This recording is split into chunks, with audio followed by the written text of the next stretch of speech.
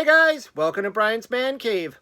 So today I want to talk about, well, sort of the past and the way we kind of were always waiting for our consoles, our home video game consoles, to catch up with what we got to play in the arcades.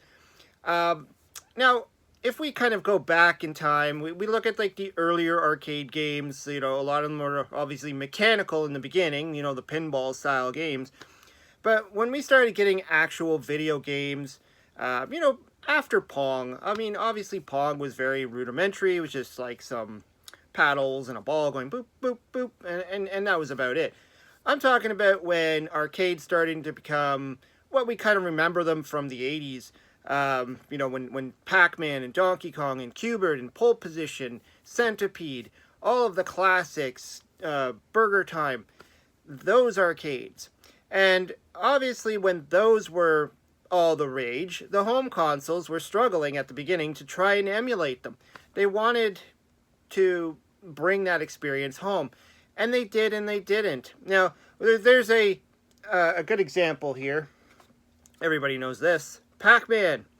Pac-Man was a huge success in the arcades. Everybody loved Pac-Man and Pac-Man Fever. I mean, it was all over the place.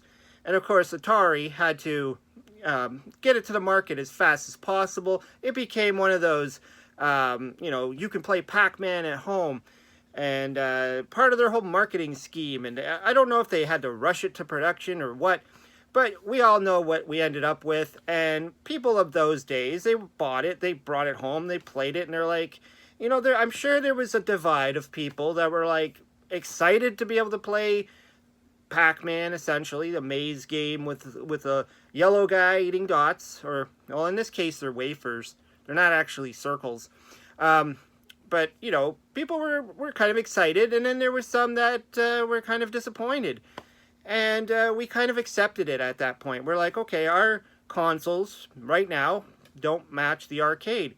I mean, there's some similarities. I mean, you have your Atari joystick, which sort of has that arcade feel. You got the stick. I've even seen people holding it like this. When they're playing, they're like this, kind of mimicking they're at the arcade. Well, I never held it like that. I always kind of hold it like this in a sense, but whatever. And of course, then we ended up getting into the game pads, or there was other things like Mr. Intellivision here, who made things a little bit different, where we were like, what is this, a phone? That kind of idea. But the games themselves always seemed to be struggling to keep up with what we would see in the arcade. And it wasn't just the early 80s. It went into the late 80s. But I'm talking about titles even like Donkey Kong. I've shown this a few times. This is the Intellivision Donkey Kong. Now, if you were a big Donkey Kong fan and you bought yourself an Intellivision back in the day, and you saw that it was on the shelf, the box looked impressive. They had the Coleco, title brand on it. It had an arcade cabinet on there. But when you got home and you put it in there, there was something wrong. I mean, Mario, or Jumpman, whatever he was called at that time, didn't look like Mario at all. He looked like Charlie Brown, or I don't know. I've heard many different things of what he looked like. And of course, Donkey Kong himself didn't look like Donkey Kong. He looked like a gingerbread man, or he looked like whatever. In fact, I remember as a kid not even knowing what the heck Donkey Kong was.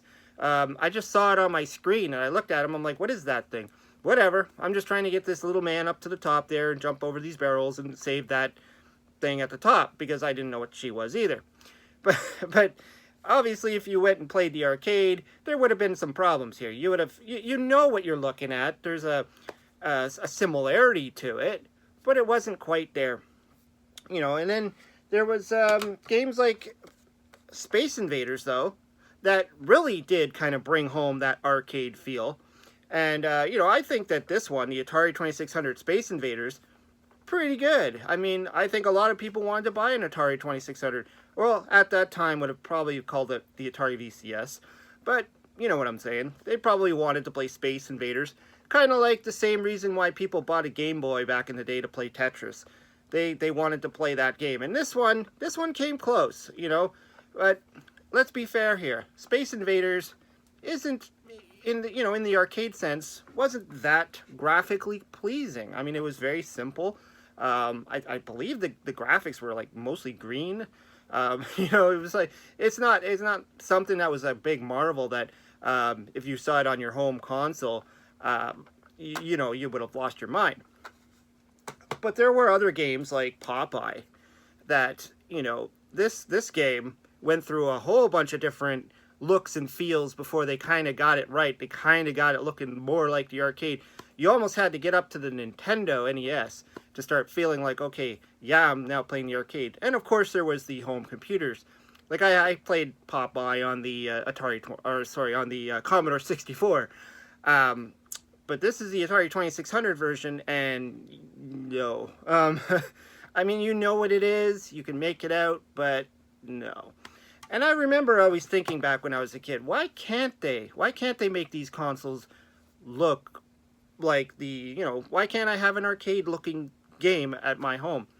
I mean, there was some consoles that did come close. I mean, ColecoVision got packaged with Donkey Kong, and they did a really good job on this one. They programmed it, to look and feel like an actual Donkey Kong. It actually feels like you're playing the arcade version of Donkey Kong. Now, obviously, they have to make some changes to fit a screen, because you have to remember in an arcade, you're usually they're tall, they're more portrait-like, and then on a TV, it's more landscape, and they have to squish things. Oftentimes, Donkey Kong is either on one side or the other side. Maybe there's not the same amount of girders. There's things they had to sacrifice in order to make it work. But I think that they did a pretty good job on this one, kind of making it feel like you're playing the arcade. But of course, at the same time, the arcade, as the consoles were advancing at home, the arcade systems were advancing too. And so then you started getting into, sometime in the 90s, when the arcades, I should say, started to really look impressive. And games like my favorite games were always like RoboCop. I loved playing that in the arcade. I always thought the graphics looked awesome. The sound was great. Everything about it was pretty cool to me. And then there was other games like Cruisin' World. I loved playing that a lot. And of course, we ended up catching up sometime around this time. We got the N64 here. This is Cruisin' World. And when I bought this, I'm like, yeah, this is very much like playing the arcade. It's right on. It's exactly how it should look. Now, the problem is, though, in the arcade, I had the nice steering wheel, I had the foot pedal and all that stuff, and I was kind of lacking that using an N64 controller. And so I went out and I bought one of those steering wheel deals. And this was cool. I ended up getting rid of it because it was just taking up space, but I bought this thing thinking, this will give me that full arcade feel again, being in the arcade. And it was compatible with the PlayStation. It was compatible. I think there's a couple of systems it was compatible with. And so I bought it. I brought it home. I put it on a table. I put the gas pedal on the floor, and I'm trying it. I'm like, still not feeling like the arcade, though. Graphics are there. I mean, the sound and all that, but it still was missing something. So even at this phase with the N64, where you're thinking, this should be right on par with the arcades, it still didn't give that feel. But what I'm trying to get at is, though, even though a lot of these games didn't match the arcade at the time, they still had their own little thing to them. They still have a lot of fun to them. And this is why I think I kind of gravitate going back to playing them. Because sure, I could just stick to the arcade titles. I can go on MAME, or you can go and download, even on the Nintendo Switch, you can download the original Donkey Kong, for instance, or a lot of the arcade classics. You can get a lot of these bundle packages and play the original arcade classics all the time. But there was just something magical, I guess, about playing Donkey Kong. When I was a kid, and when I borrowed an Atari from a friend, and Pac-Man was in there, I was playing it. I thought, this is pretty cool. I knew at the time, hey, it's never going to match the arcade, and that's okay. That's fine. I mean, it's its own little thing. It's kind of like playing a different kind of game. It has its own skill set. It has its own funny little sounds. It has its little stuff to it that just brings, nowadays, brings back that nostalgia. Even though the game itself isn't like Pac-Man in the sense of how it really should look. Now, of course, there was Miss Pac-Man that did a little bit of a better job, and then we also got some homebrews that came out, Pac-Man 4K, I believe it's called, or AK. There's like a few homebrews that came out that kind of patched it up. And even like things like Donkey Kong, the Nintendo version got it right most of the case. I mean, it's still a little bit different because of the TV aspect ratio. And of course, for whatever reason, the elusive fourth board that never seems to show up on any of the consoles except for the computer.